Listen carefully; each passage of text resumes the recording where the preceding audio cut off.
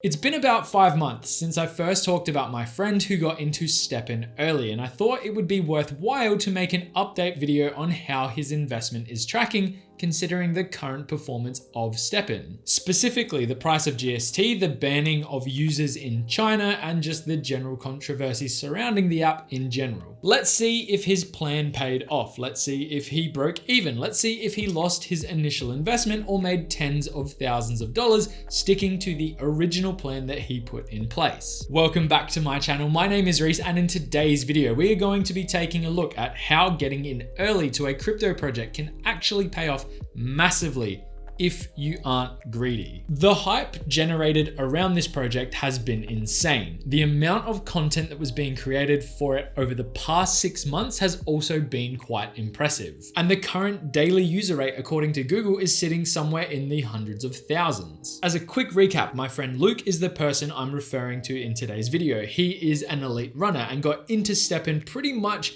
from the get-go. He heard about the app, he loves running, and figured it would be a good match for him to take a chance, put his money into to see if he could actually make some money from it. Luke purchased his first shoe in February of this year, being 2022, and his STEPN journey began. And I have confirmed with him as well that he has maximized his earning potential by running every single day since he started. He has not missed a day. He has also reinvested quite a bit of the earnings he has made from just playing the game alone, and he has also invested even more of his actual real money to purchase and mint new shoes. Now, I'm going to say that Luke got a bit carried away early on. He wanted to keep upgrading his shoes because the amount he was earning on a daily basis in terms of GST, which he could easily convert back to AUD to see how much he was earning every single day, continued to grow. It wasn't until we started to see the warning signs and actual demise of Luna and UST before Luke started to realize that his constantly growing payouts might not actually be infinite. He realized that he was very, very early into the project, which meant more money was flowing in than what was flowing out,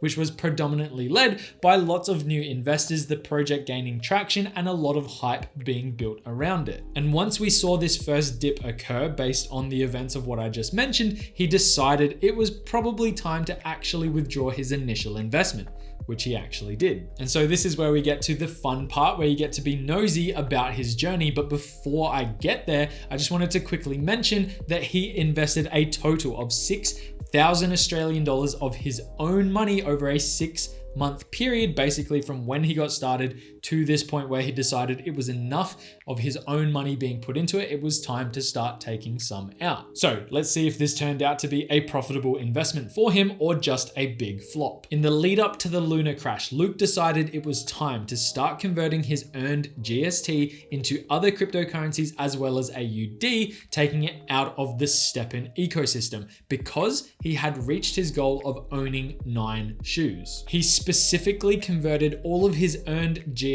into USDC with the intention to let it sit in that account and earn passively for the foreseeable future. But before letting his USDC pile up, he actually withdrew his initial investment all the way back into AUD to make sure that across this jump into this project, he was in the green. And the timing was very lucky, to say the least, really. He pulled out his initial investment plus a further $5,000 worth of AUD profit just before the market crashed and Chinese users were banned from using the app. For the remaining GST that he has been earning, plus the plan moving forward, according to him, is that he is converting certain portions into Solana, as well as using some of the currency to continue playing the game. Because as I said, he is an elite runner. He is still running every single day. So playing the game is just an added bonus regardless of the kickbacks. He gets something from doing it. It's a bit of fun, and he isn't all that fussed anymore about if he's going to be making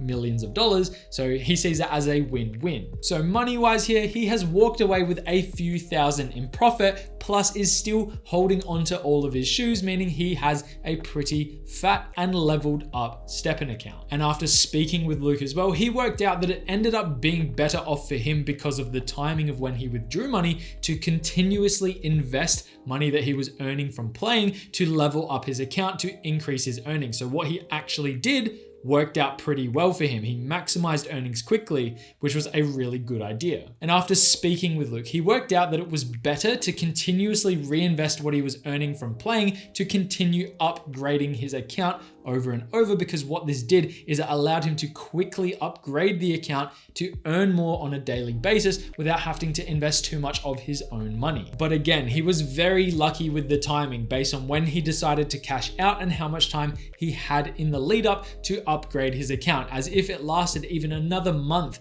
he was making somewhere in the realm of $5,000 per week. That's the equivalent to the amount of GST that he was earning on a weekly basis from running for only 50 minutes a day, which is a lot of money if you really think about it. He was on the brink of being able to cash out big time for however long the app would have lasted if we didn't see something like UST and Luna occur. Who knows where it would be today. I also asked him if he regrets not being more aggressive with his initial investment, and hindsight's a bitch, because realistically, if he put $50,000 in from day one, he most likely would have been making a hell of a lot more money from when he first invested. But again, that would have been a massive risk, and the reward might not have been there unless he was cashing out from day one.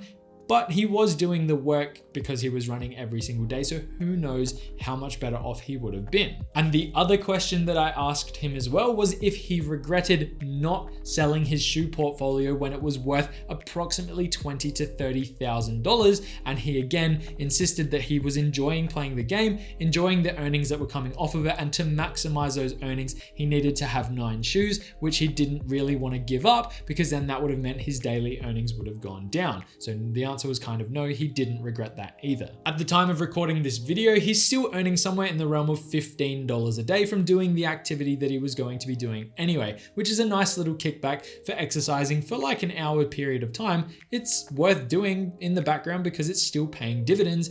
Technically. Truthfully, I am eager to see if the developers' plans to introduce new features to the project will encourage more people to start using the app. However, I still do have my doubts, as the answer to the fundamental question I asked in the previous videos I made on the topic are still the same. The question I asked, for those who haven't watched the video, is where are users getting the money from to cash out their earnings from playing the game? And the answer still to this day is predominantly from new investment coming in, being new investors, people like myself. If I wanted to buy in now, that is the money being used, which is not a good business model. And based on the price fluctuations in terms of the downwards trend we have been seeing, it is very clear that, like I mentioned in my previous video, we would see some type of inflection point where more money is being withdrawn from the account or the pool of money that's sitting there than what is flowing in, causing what people are cashing out based on their earnings to be on the constant decline,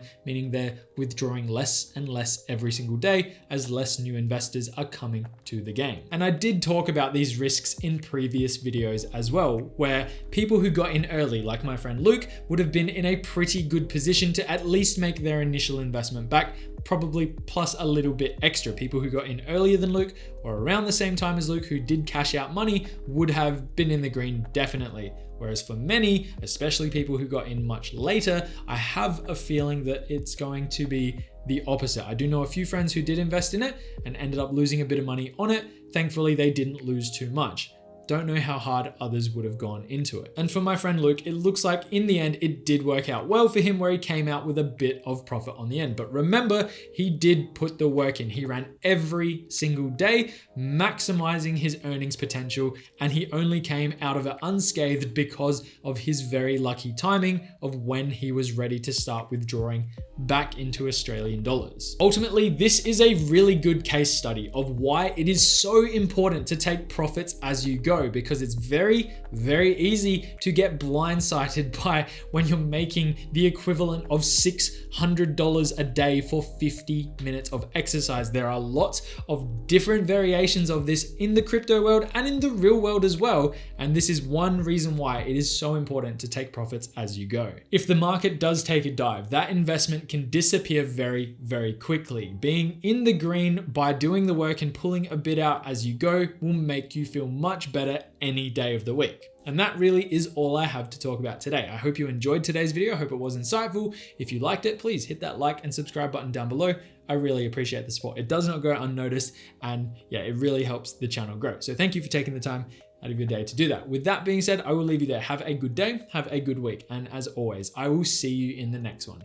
Bye for now.